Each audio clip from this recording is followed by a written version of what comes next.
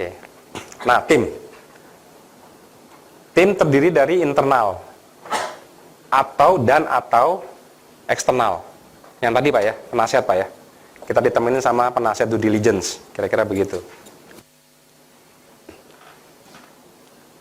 Bekerja secara kolektif. Jadi timnya itu harus menentukan dulu Pak. Kita ini kerja dengan schedule seperti apa, dengan item-item seperti apa, dengan waktu seperti apa, dan siapa yang menjadi leader di masing-masing tempatnya. Ini harus ditentukan Pak. Jadi jangan datang ke mereka terusnya duduk bareng terusnya, Pak saya minta ini, Bu saya minta ini, ya pusing dia. Ya kan. Kemudian ini tadi ya. Jadi di samping kita ramah dengan mereka juga ada sinyal-sinyal.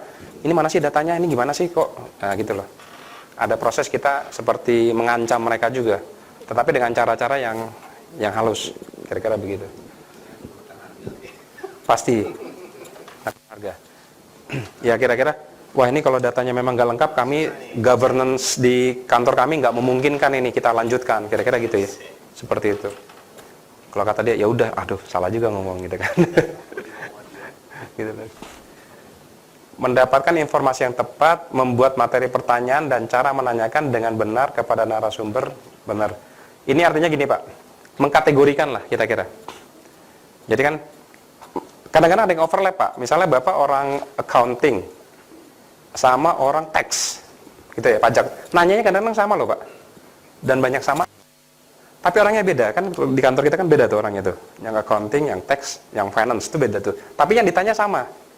Ya kan? Sama, teman legal juga begitu kan. Kadang-kadang nanya, mana bukti ininya, mana bukti itunya gitu kan. Nah kalau Bapak nggak kategorikan, itu seringkali jadi berulang-ulang. Ya kan? Bagi perusahaan yang kecil capek Pak. Kasihan mereka. Kasihan sekali itu. Ya kan? Nah, makanya kita harus bikin list. List dulu, bikin, kita kirim ke dia.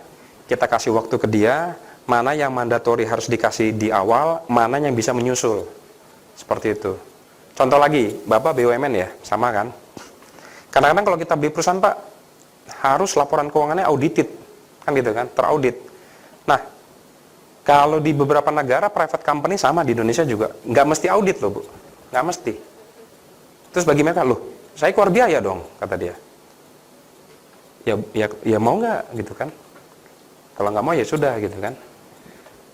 Tapi bagi dia sebenarnya dia nggak perlu secara regulasi nggak perlu, tapi secara karena kita adalah BUMN katakan gitu ya, apalagi public company misalnya kayak Telkom, kita minta harus gitu loh.